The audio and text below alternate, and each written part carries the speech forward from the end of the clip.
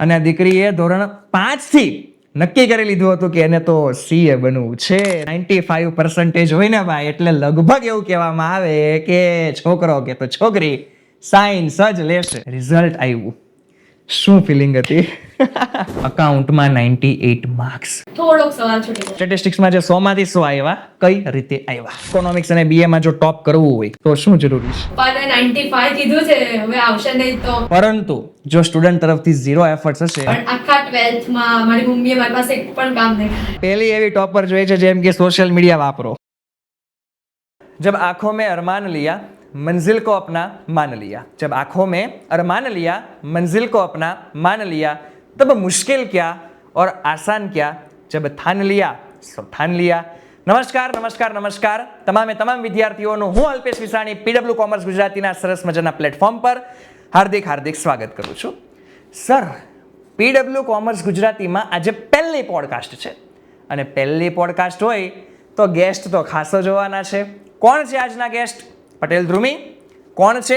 હમણાં ઇન્ટ્રોડક્શન મળી જશે, ટાઢા પડો. અને સાથે સાથે એના પપ્પા. તો સૌથી પહેલા પોડકાસ્ટની શરૂઆતમાં પટેલ ધ્રુમીબેન, આપનું ઇન્ટ્રોડક્શન આપો.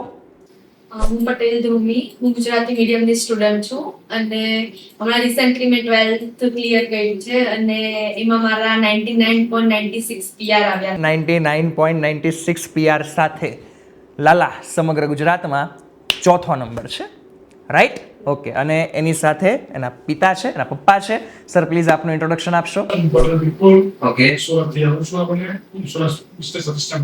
ઓકે, સરસ, બરાબર છે.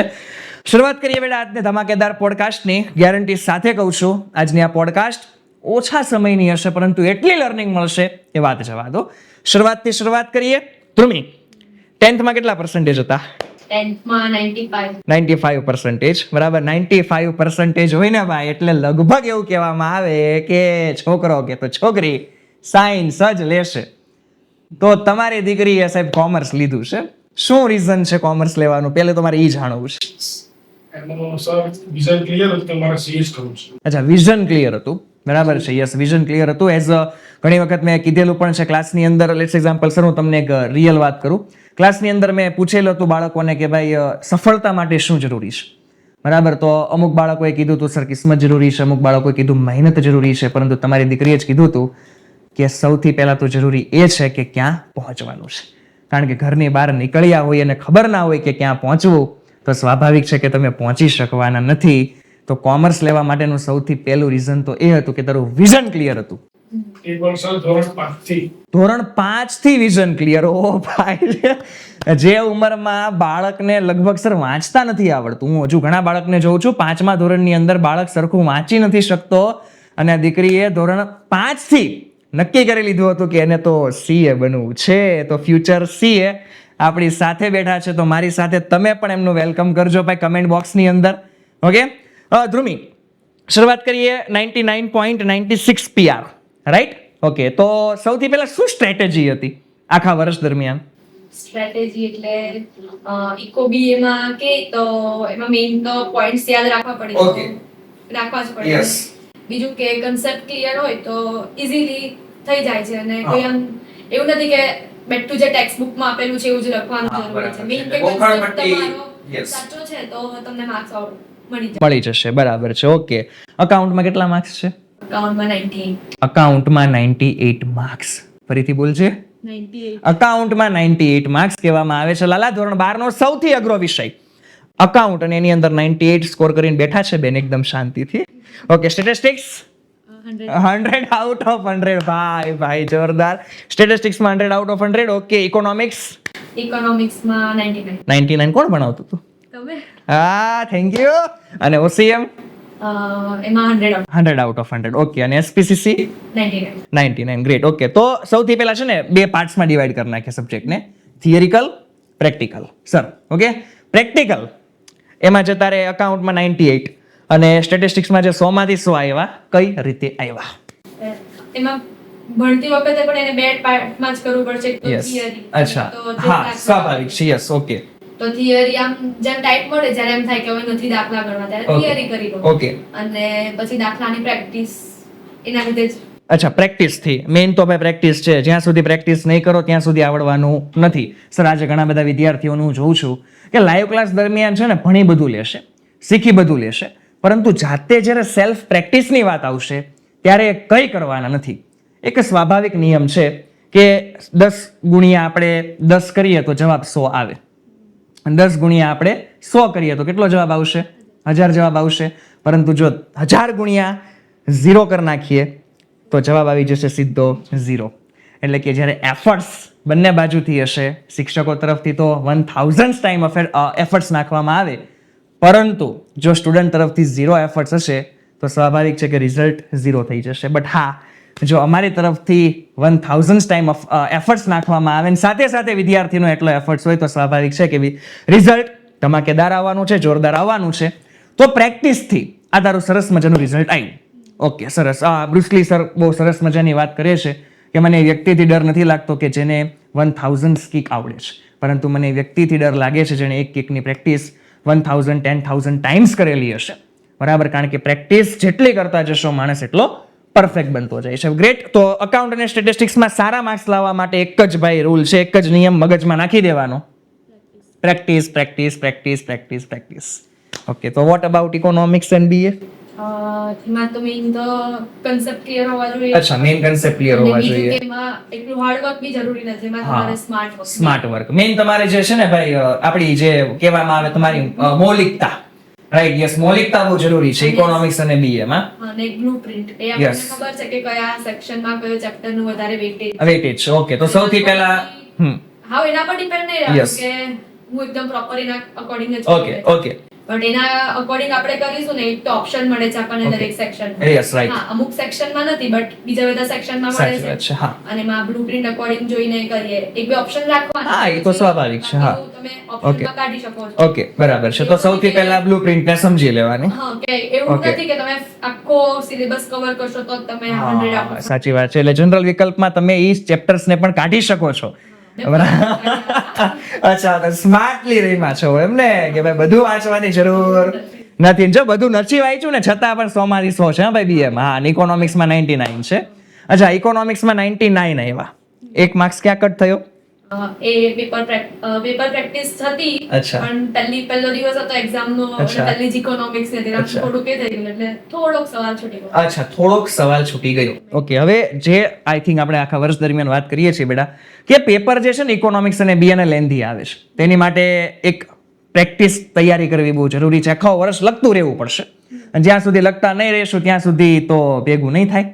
અને એક સ્વાભાવિક છે કે તે આ ફીલ કરેલું હશે, આવડતું બધું હોય અને લખાયું ન હોય ને ભાઈ, એનું જે દુઃખ છે એ તને શાયદ ફીલ પણ થયું હશે. બટ એનીવેઝ જે પણ આવ્યા બહુ સરસ માર્ક્સ છે. ઓકે, આખું વર્ષ મહેનત કરી, દિવસ રાત લગભગ જાગીને સર ઉજાગરા પણ કર્યા હશે તમારી દીકરીએ, અને સરસ મજાનું પરિણામ આજે એને મળ્યું છે, રિઝલ્ટ આવ્યું. શું ફિલિંગ હતી? પહેલા તો આમ થયું કે જે મહેનત કરી છે આમ દેખાય તો આવી જ હવે. અચ્છા, એમને રિઝલ્ટ પહેલા શું ફિલિંગ હતી કે જે હાલ હમણાં રિઝલ્ટ આવવાનું છે 5 જ મિનિટમાં? પપ્પાએ તો રાતે જ કહી દીધેલું કે એટલે મેં કીધું કે આલે પપ્પા રિઝલ્ટ છે યાદ છે ને, તો કે એ તો મને વિશ્વાસ છે તારી પર 95 પ્લસ તો હશે. 95 પ્લસ તો હશે સર. હું ત્યારે પહેલા ટેન્શન નતું મને કે મારા ગમે તેટલા આવે, ઇવન તો આવી જશે. અચ્છા, પણ શું કે પપ્પાને 95 કીધું છે, હવે આવશે નહીં તો, કારણ કે સ્કૂલમાં કોઈ દિવસ હજી 10th માં 95 હતા પણ એનાથી આગળ હજી હું ગઈ નથી કોઈ. અચ્છા, બરાબર. જ્યારે રિઝલ્ટ ખોલ્યું તો 96 થતા હતા, એટલે મેઇન તો એ વસ્તુનો વધારે ખુશી હતી કે પપ્પાનો વિશ્વાસ તો જીતી શકી, એનાથી હું આગળ. યસ. અને વિશ્વાસ એટલા માંગ્યો હતો કે મારી માની સ્કૂલની પરીક્ષા હતી એમાં 97% હતા. ઓકે, બરાબર. કાપી કેટલા કરતા? સાચી વાત છે. હા, સ્વાભાવિક છે. એટલે એક્સપેક્ટેશન્સ હતી અને સાથે એની મહેનત. બરાબર છે. પપ્પાનો કેવો સપોર્ટ હતો? પપ્પાનો, મમ્મીનો, બધાનો આમ જોરદાર સપોર્ટ. પેરેન્ટ્સના સપોર્ટ હોય તો જ સ્વાભાવિક છે કે ભાઈ સફળતા તમને મળી શકે, અને સાથે સાથે મહેનત. રાતે વાંચવા ઉઠા તો મમ્મી નાસ્તો દૂધ કરી. અચ્છા, બરાબર. એટલો સપોર્ટ કે ભાઈ દીકરીને કઈ વધારે કામ ના કરવું પડે. હા, એ વસ્તુ બી છોકરીઓને તો કેટલું આમ ઘરે કામ કરવાનું હોય, ઘરે કામ કરવાનું. સાચી વાત છે. પણ આખા 12th માં મારી મમ્મીએ મારી પાસે એક પણ કામ નહીં કરાવ્યું. કેવી સારું હે, કેવી સારી જિંદગી. અત્યારે પેલી છોકરી જે આખો દી કામ કરતી હશે ને કેવી જેલસી ફીલ થશે.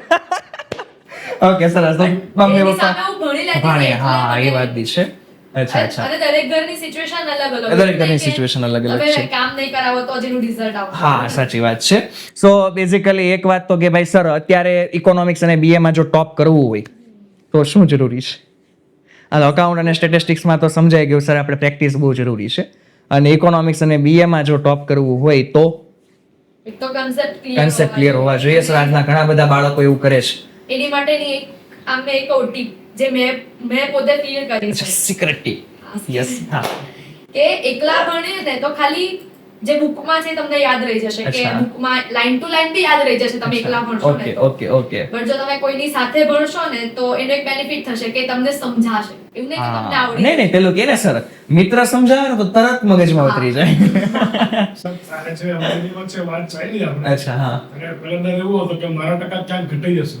અચ્છા તો પેલા ધ્રુમીને એવો ડર હતો.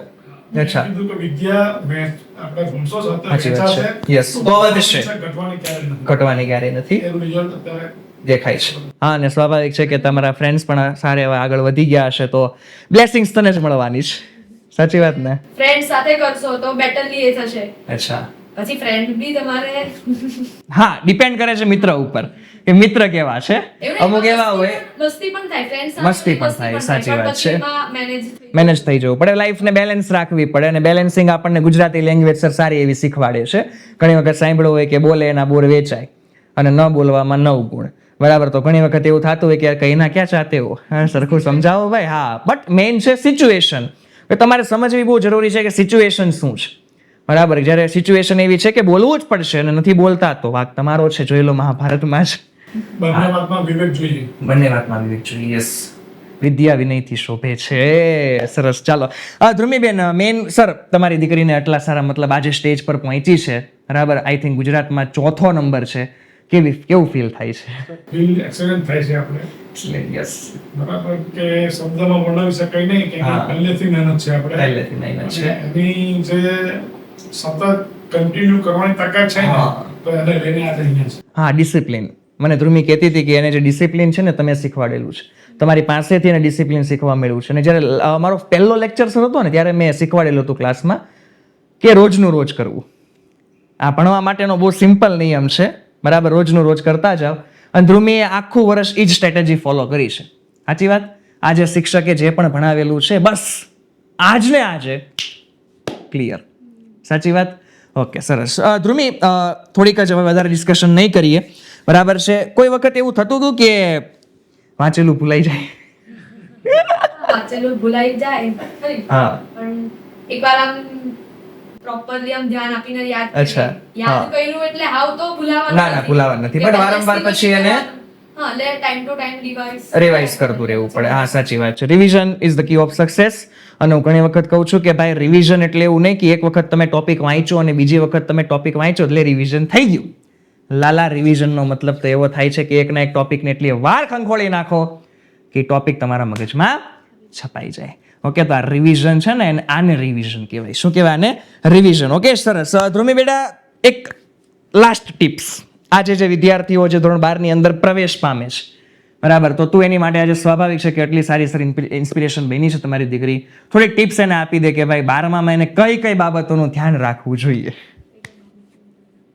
હાવ એવું બી નથી કરવાનું કે એટલું ભણવાનું જ છે. હા, જલસા પાણી કરી લેવાના. એકનું એક જીવન છે, બરાબર છે. હા સોશિયલ મીડિયા હાવ બંધ કરી દો. Okay. કોઈ કશે જવાનું નહીં. હા ભાઈ, આ પહેલી એવી ટોપર જોઈએ છે જેમ કે સોશિયલ મીડિયા વાપરો. બાકી તો ઓલવેઝ બધા એમ જ કહે છે સોશિયલ મીડિયા બંધ કરી દો અને પૂરેપૂરું ફોકસ આપણે ભણવામાં કરી લેવાનું છે. બધું જ જરૂરી છે, manage કરતા. હા, સાચી વાત છે. બોર્ડમાં પણ મારું ઇન્સ્ટાગ્રામ બધું ઓપન જ હતું. કઈ Yes, એવું open નતું કે હું નથી. અચ્છા, બટ એનો ટાઈમ લિમિટ નક્કી હશે કે ભાઈ વધારે એમાં ડિસ્ટ્રેક્ટ થવાનું. પણ એમને એ ખબર છે કે હમણાં થોડાક ટાઈમ એક્ઝામ છે તો ત્યાં લગીને ધ્યાન આપી દે એટલે ઓટોમેટિકલી આમ જોવાનું હા, ખરું. But automatically, બરાબર છે. પછી થોડું Okay. આપણામાં બી આવી જાય કે હા. એક્ઝામ છે એટલે આપણે ના જોઈએ. અચ્છા, બરાબર છે. તો આજના વિદ્યાર્થીઓ માટે એક સલાહ એ જ છે કે માતા પિતા પર ભરોસો રાખો. માતા પિતાએ જે તમારી ઉપર ભરોસો રાખ્યો છે, બરાબર, મહેનત કોઈ માટે કરવાની જરૂર નથી, બરાબર છે. મહેનત કરો તો ફક્ત ને ફક્ત તમારી માટે કરો. કારણ કે લગ્ન કરો છો તે કોની માટે હોય? મારી માટે કે તારી માટે? હા સર, સ્વાભાવિક છે. અમે કહીએ કે ભાઈ લગ્ન તમે કરો કોની માટે હોય? તમે એમ કહો સાહેબ મારી માટે છે. તો મહેનત પણ તારી માટે જોવી જોઈએ, એ અમારી માટે હોય નહીં. એટલે સ્વાભાવિક છે કે બેટા મહેનત કરતા રહેશો, માતા પિતાનો વિશ્વાસ તમારી સાથે હોય, માતા પિતાના આશીર્વાદ અને આવા સારા પેરેન્ટ્સ ધ્રુમિત અને મેળા તું પણ બહુ લકી છે સર, તમે પણ બહુ લકી છો કે તમારો વિશ્વાસ તમારી દીકરીએ જીતો છે. ઓકે, અને ફ્યુચર સીએ સાથે બેઠા છીએ આપણે અત્યારે. સો બેસ્ટ ઓફ લક બેટા તને તારા ફ્યુચર માટે. અને જ્યારે સીએ તમે બની જાઓ તો પ્લીઝ ફરીથી પોડકાસ્ટ આવજો. હા કે ના? અને હા ઓ લાલાઓ, આપણે નીચે કમેન્ટ બોક્સની અંદર ધ્રુમીને ખાસ કરીને કોંગ્રેચ્યુલેશન્સ કહેવાનું છે બેટા, એની મહેનતને સેલ્યુટ છે, બરાબર છે. અને હા, નેક્સ્ટ પોડકાસ્ટમાં તમે પણ આવી શકો છો. સફળતા એની એક સરસ મજાની ખૂબી છે કે મહેનત કરનાર ઉપર શું થાય છે તો કે ફિદા થઈ જાય છે. ઓકે, તો મહેનત કરતા રહેજો, સફળતા અવશ્ય મળશે. મળીએ નેક્સ્ટ લેક્ચરની અંદર. ટાટા.